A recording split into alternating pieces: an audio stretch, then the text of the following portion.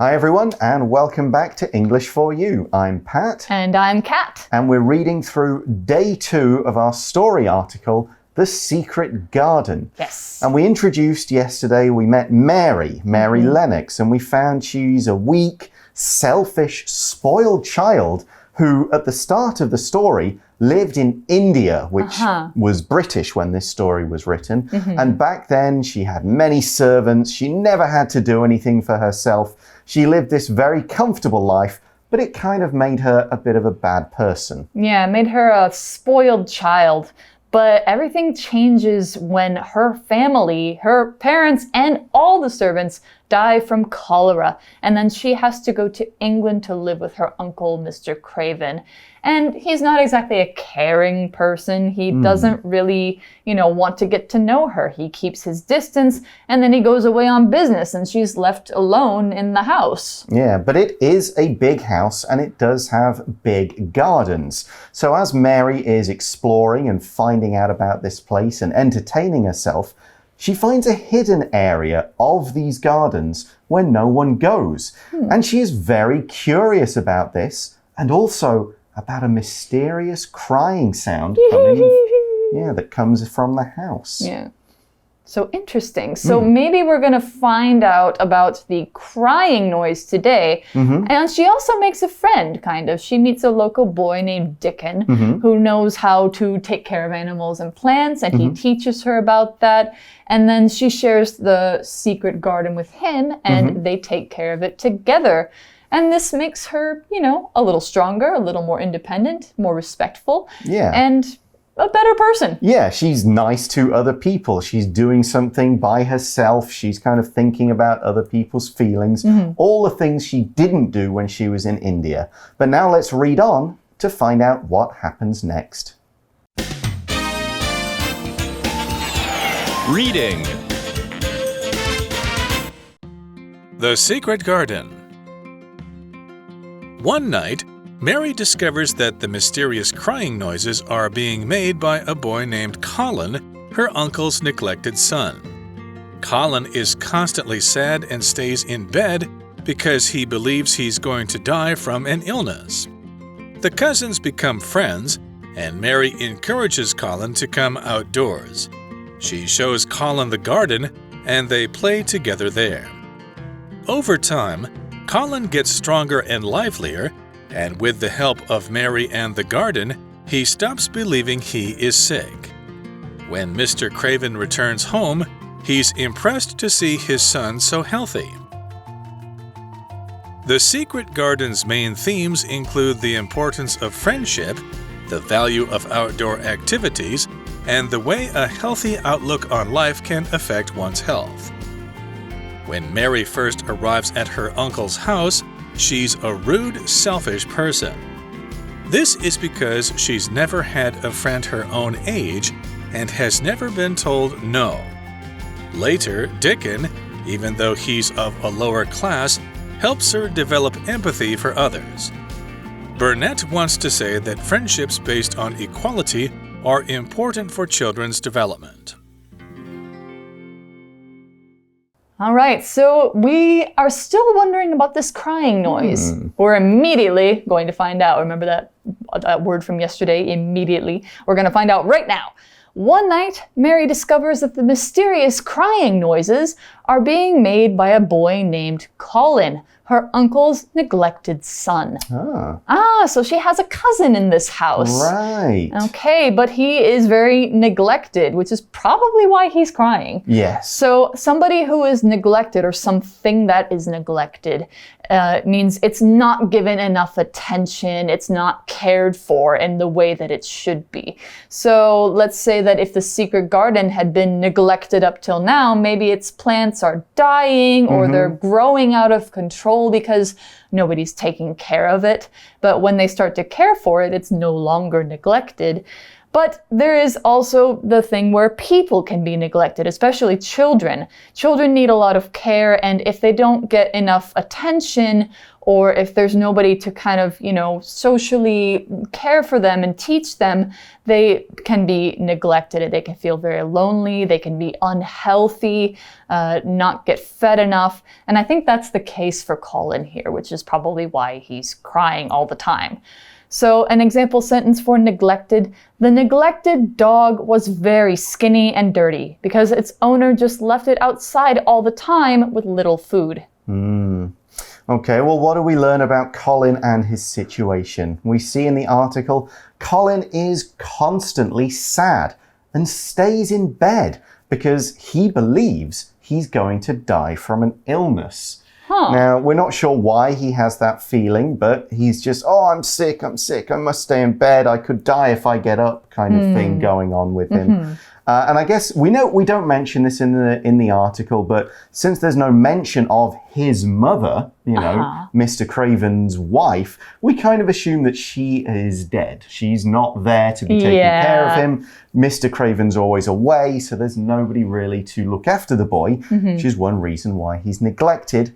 And he thinks he has an illness. An illness is a disease. We don't exactly know what it is, but it makes you ill. And the word illness can cover anything from like a common cold to something a lot more serious, something that could really affect your life, affect the way you live, and bring your life to an early end. So Colin's got some kind of illness or sickness. We're not quite sure what it is. Maybe he doesn't actually have it, but he thinks he has, and that's the important point. That's right. And some people believe that they're ill when they're really not, and it can really affect their mentality. They can become like really depressed and really sad, and actually it makes their body weak because they believe they're sick, so they feel more sick. Yes. So the article says the cousins, meaning Mary and Colin, become friends, and Mary encourages Colin to come outdoors. Nice. Outdoors? The sun! Oh no! So outdoors, as you can probably guess, is outside of a building specifically.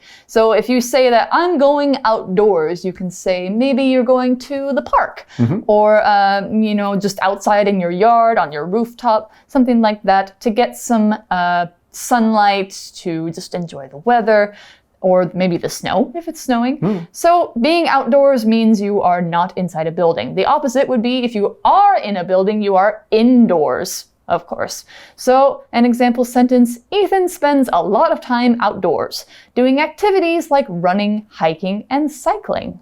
Okay, so she needs to encourage Colin to come out. She's going to kind of take some time. Oh, come on, just see it. Just come for a few minutes, that kind of thing. It's not like, hey, come out. Okay, and story over. Yeah, no. It's a process. But what we do see is she shows Colin the garden, meaning the secret one, and they play together there. So that's great for her, great for Colin. They've kind of found a friend. That's good. Yeah, exactly. So he was lonely, she was lonely, and now they've found friendship with each other, and it affects Colin in a good way. Over time, Colin gets stronger and livelier, and with the help of Mary and the garden, he stops believing he is sick.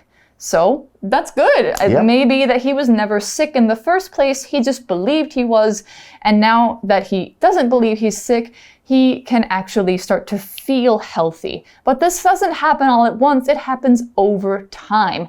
That means as time goes on, usually it takes like anywhere from a few days, a few months, a few years. I think this is probably a few weeks to months. Yeah, it's not an immediate thing. It's not immediately, to use that word again, that this changes. It takes some time and it's bit by bit. And one day he's stronger than the day before and so on.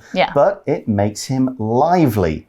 The word lively means full of life. It's active, it's energetic. We can use the word to describe a person. A lively person is always smiling and talking and doing things and moving about and getting outside and just exploring. They don't sit still and be quiet for that long. We can also describe an event as lively. It was a lively party. A place could be lively if it's full of people who are talking and having fun and doing stuff. So we could say, for example, It was a hot day, so the students in the warm classroom were not very lively. Yeah, I remember some hot school days like that. You just feel tired, you've got no energy in you, you would not be lively at all. Yeah, exactly. So if you have a lot of energy, you are very lively. I think the word in Chinese, you could call somebody a 开心果, Okay. a happy nut. Yeah, so if you become more lively, I guess you feel more healthy. And when Mr. Craven returns home, he's impressed to see his son so healthy. He's probably surprised because Colin was staying in bed, crying all the time, thinking he's going to die. And now he's outdoors, he's, having fun, and he's doing a lot of different things. So Mr. Craven feels impressed. Let's learn what that means. If you feel impressed by someone or something, it comes from the verb to impress someone. That means to make them feel admiration, to make them feel proud or interested in something. So, for example, if you see like a big machine that can do something very advanced, you might say, wow, that's really cool. I'm impressed by that. And you can find it impressive. This is sort of like the difference between excited and exciting. You are excited, but the thing is exciting to you. So something can look impressive to you. In this case, Colin's healthy, active life is impressive to Mary's uncle. His father feels impressed by his health. So here's an example sentence. The art teacher was very impressed by the young student's great painting skills. Okay, and actually that is where the story part of this article ends. Yeah. So we've got Colin has gone from a sick boy to being healthy. We've got Mary from a spoiled child to a kind, respectful one. Yep. We've even got the uncle kind of being a little more happy and pleased about what's happening to his son. And, we imagine that things are going to go on. They're going to be happy, healthy, friendly, and life will be better. Yeah, exactly. So that is the story. Now, let's take a look at some of the themes and ideas of it. The article says, The Secret Garden's main themes include the importance of friendship, the value of outdoor activities, and the way a healthy outlook on life can affect one's health. So quite a long sentence there, but it does outline these three key themes. Friendship, outdoor, healthy outlook. Healthy outlook, yes. And a theme is a main idea or key idea that is highlighted and is repeated several times in a book, in a play, in a work of art. Not really directly most of the time, but the ideas are there. And if you kind of think about what's it really saying, then you pick up, oh, this play is about dealing with sadness. This play is about, fathers and sons and their relationship. This book is about this kind of thing, the importance of friendship, for example. So these are themes, and most books have 2 or 3 themes that are kind of what the book is about, even though they're not what the story events are about. Exactly. So one of them is friendship, as we said, and that's about, Colin and Dickon and Mary making friends with each other, and they help each other to become better people. Yep. But also it's about the garden and being outdoors and having outdoor activities. Now we saw outdoors as an adverb already, saying let's go outdoors, let's go outside. But we also have outdoor with no S as an adjective. That means something is done or located outside of a building. So comparing it to outdoors with an adverb, you can say we are doing an outdoor event. We are doing an outdoor activity. Let's go outdoors today. That's the adverb use. So. Okay. Yeah, it's just looking at how you use the word in different ways. And another word with out is your outlook, which is part of the third theme, having a positive outlook. Your outlook is a noun. We often use it with outlook on something to connect the thing you have. But your outlook is how you look on things. You could say how you look out on things. It's how you behave in response to the things that are happening around you. It's your attitude. It's how you react when things happen to you. Do you go, oh no, not again? Or do you go, okay, I know it's a problem, but I'm going to solve it. That's your outlook. It's your attitude. It's the way you behave and think about things. Like, for example, oh, it's raining. I hate the rain. Woe is me. Or, it's raining. The plants are going to get so much water today. That's Awesome. great. Yeah. And your outlook on things can affect your health. Let's look at the word affect.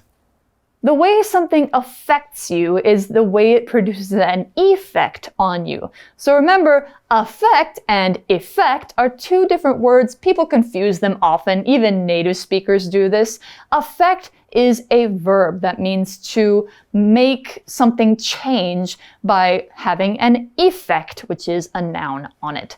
So to cause a change in something, how does a healthy outlook affect, or how does it change your life?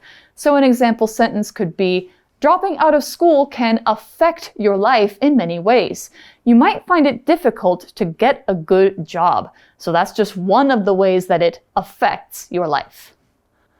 Okay, so we've got these three themes. We've got the friendship theme, we've got the outdoor activities theme, and we've got the healthy outlook theme, okay? The one we're going to concentrate on for the rest of today's article is the friendship one. That's right. The importance of friendship, okay? So the article says, when Mary first arrives at her uncle's house, she's a rude, selfish person. Okay, we've described her as spoiled, we've said she's selfish, we've said she's weak, you know, she can't do too much for herself.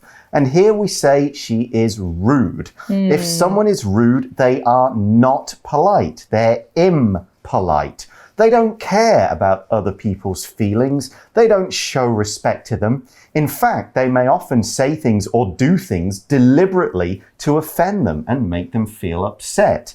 Sometimes it's done because you just don't care. Sometimes you're doing it because, haha, I want to make that person feel bad. That's a rude thing to do, a rude thing to say. It's not good manners. You're doing something or saying something that most people would think, that's not acceptable. That's not polite.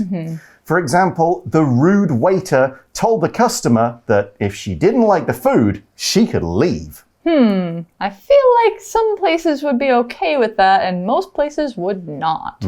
Yeah, so the article goes on to say that Mary is rude for a reason. This is because she's never had a friend her own age and has never been told no. Tell your children no, please, right? Okay. Yeah, and so she just thinks, I can do what I want. I can get what I want in the world. It's just whatever I want, I get. And that makes you rude to people. Yes. Because you don't think about how they feel. Okay, but of course she changes. And we see in the article later, Dickon, even though he's of a lower class, helps her develop empathy for others, okay? Now, this is something that in England would have been maybe a bit more important back then than it is now. Of a lower class. Yeah, it wasn't common to have friendships between wealthier people who owned businesses and the land and the lower class people who did the actual work.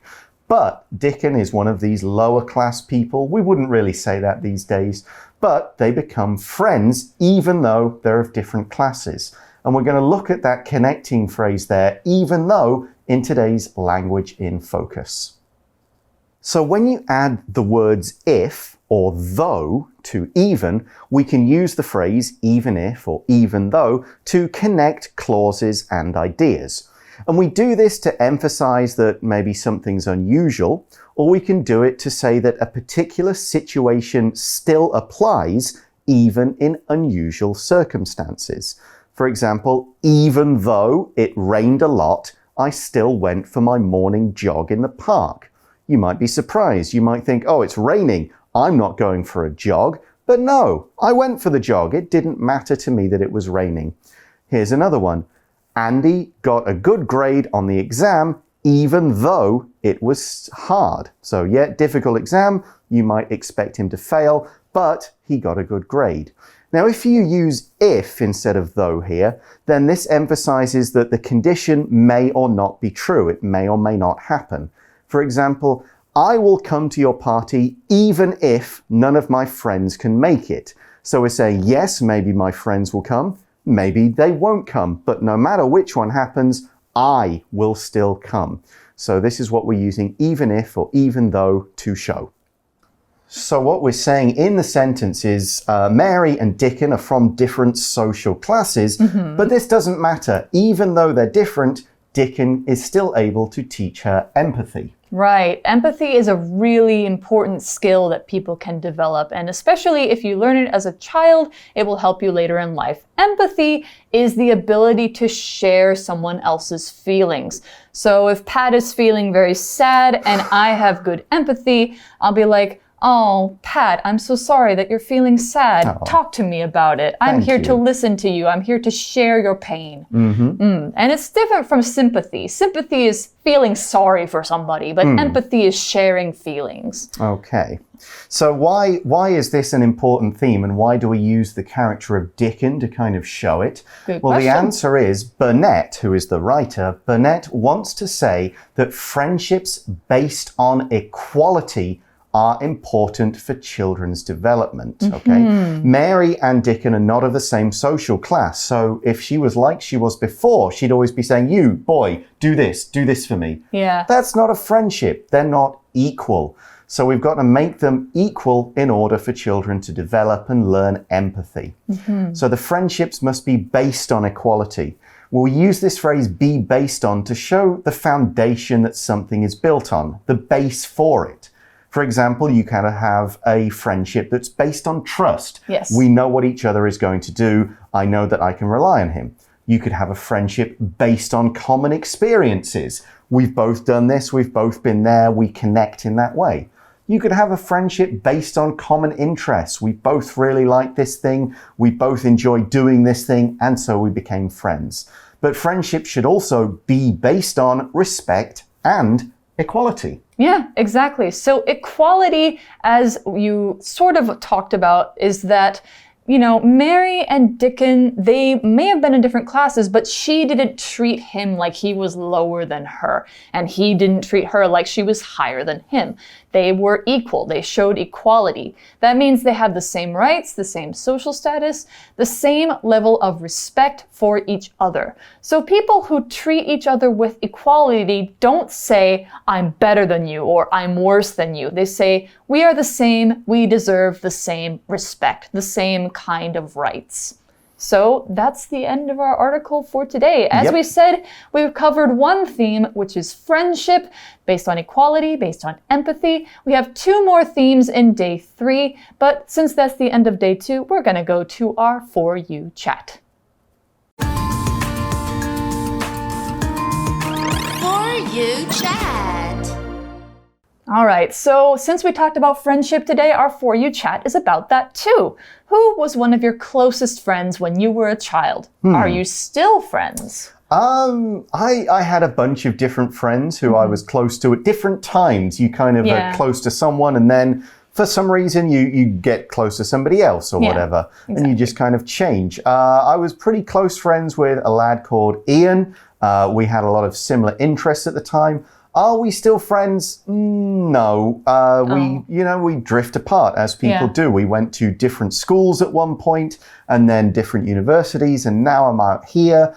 I do still have some elementary school friends on my Facebook feed, but it's unlikely that I will ever chat to them. My closest friends are probably the ones I made when I was a teenager. Those I would still chat to more often. Me too, probably. I think I still have some friends from when I was in 5th or 6th grade who, when I go back to the US, I will visit them. But most of my friends who I'm still sort of close with or will meet up with are friends I met in high school. Yeah, that's probably about it. Okay, well, that is all the time we have for today. Join us again tomorrow for part 3 and the other 2 themes of The Secret Garden. Bye-bye. Bye. Vocabulary Review. Neglected. Rachel's neglected plant soon died. She promised herself that if she got a new one, she'd take better care of it. Outdoors. Danny's job is taking care of gardens, so he spends most of his time outdoors. Lively. The lively child is always running around the house, and asking to be taken to the park. Impressed. Zach's teacher was impressed with his book report and gave him an A. Affect. The loud traffic outside her window affected Betty's sleep, and she felt very tired the next day. Rude. The customer was rude to the waiter, so the restaurant owner told him to get out. 智慧小补帖 Theme. Outlook. Empathy. Equality.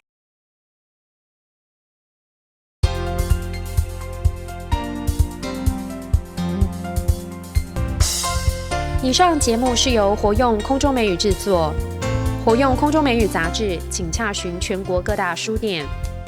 如欲索取试听教材，请来电02-2364-4000 02-2364-4000，或上网查询，网址是 www.english4u.net www.english4u.net